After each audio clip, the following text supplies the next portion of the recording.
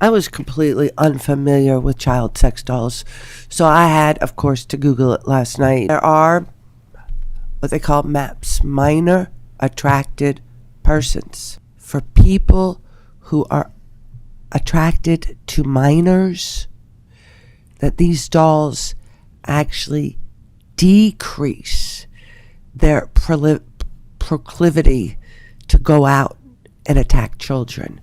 That it actually gives them a release that makes them less likely to go outside of their home. This is a piece of legislation that will give our law enforcement the tools they need to protect our children from predators and exploitation. House Bill 207 adds definitions of child sex doll, computer-generated image. House Bill 207 makes it illegal to possess, traffic, import, or promote a child sex doll, and goes on to include offenses where it involves computer-generated images that uses an actual minor or minors as the source, as we just saw in what Chair Westerfield showed us with AI and the dark web.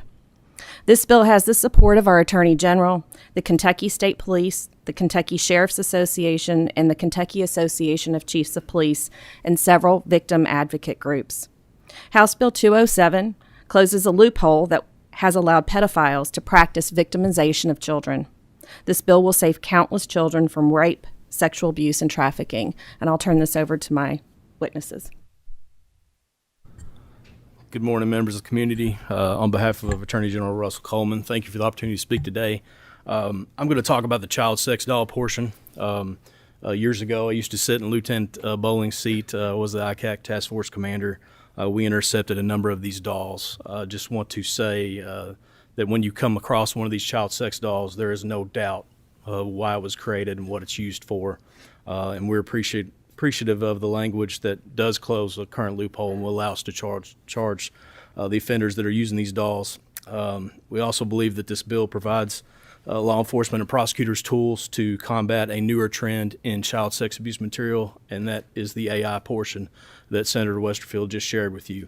And I will turn it over to Lieutenant Bowling to talk about that. Thank you, sir. Just like Mr. Chairman explained, AI is here, and I have found that AI is phenomenal for middle school algebra. Because I use it all the time for that, and we use it in our schools to get ideas for thesis papers and research papers. But like any phone application or any tool that we use for good, there are going to be those that seek it out for bad. And talking about nudifying or to nudify an image, since I testified in the House Judiciary. We have a very famous case nationally after the Super Bowl involving a very famous singer. They had her pictures spread across the nation in a matter of seconds, if not minutes. A simple AI prompt, and her pictures are everywhere. And that's the thing with these applications, with these websites, these AI-generated websites. You can take a known picture, and for example, it could be a classmate in school, a clothed, clean, normal picture, as we would call normal. Load it into this AI program, and the AI program will tell you what this person will look like nude and generate an image for you to save or do whatever you want to with it. So I think about my kids that are in high school, middle school, and college. What if a picture of one of my kids was posted somewhere, shared around, because that happens. The main thing we want to do is to save victimization. We want to save the psychological impact it will have on our school kids with cyberbullying, with these images being passed around, and obviously empower these individuals and say that, Kentucky, this is a deterrent. We're not going to stand for it. We're on the edge of technology, and we're doing everything we can to fight those that want to offend using it.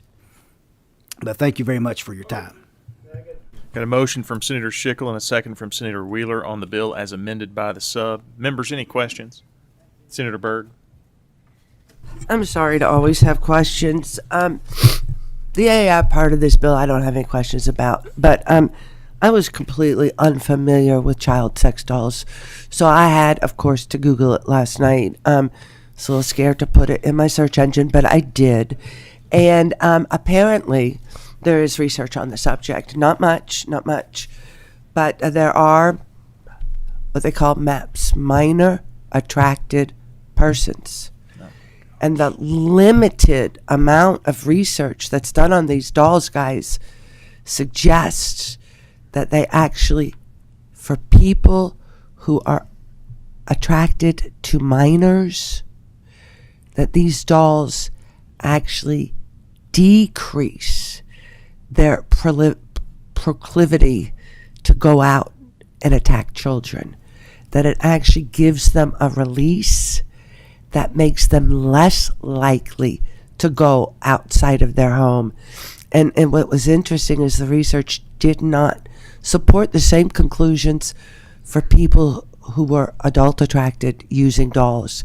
That did not diminish their proclivity to engage other people, but for those with the, so I'm just a little concerned that, and like I say, the research is not very good. It is not comprehensive, but the research that is out there is conclusive, equivocally conclusive. I actually disagree, and I'll let Representative Deese Okay, respond thank if you. she'd like. We've got expert testimony who shared testimony by letter with this committee several years ago when I filed the bill, and gave an updated letter to the representative in support of her bill, which says the exact opposite.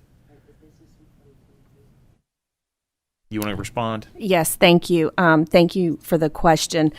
In your packets, I'm not sure if it made its way in there, is a letter from Dr. Connor that says something completely different. So Dr. Connor's very well respected, at least in Northern Kentucky, I think across the state, and he provides the assessments for sexual offenders and reports back to the court. So for him to provide this letter, and what he says it is actually, it's an escalation in behavior if you're using a child sex doll.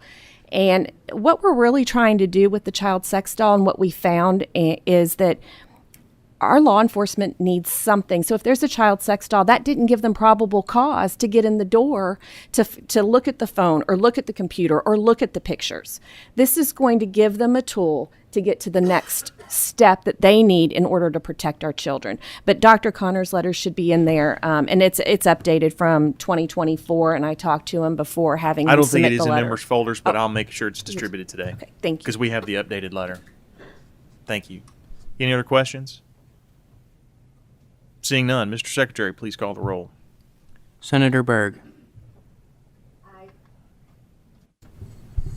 Senator Carroll. Aye. Senator Deneen. Senator Neal. Senator Schickel. Senator Stivers. Senator Storm. Senator Turner. Senator Wheeler. Aye. Chair Westerfield. Aye. Bill passes with favorable expression unanimously at 9-0. Thank you, Representative. Thank you, gentlemen, for being here. I appreciate the work you do. It's hard and difficult work, but it's important work, so I'm thankful. All right. Seeing nothing else, anybody else have anything else before we adjourn? Motion to adjourn accepted. We are adjourned.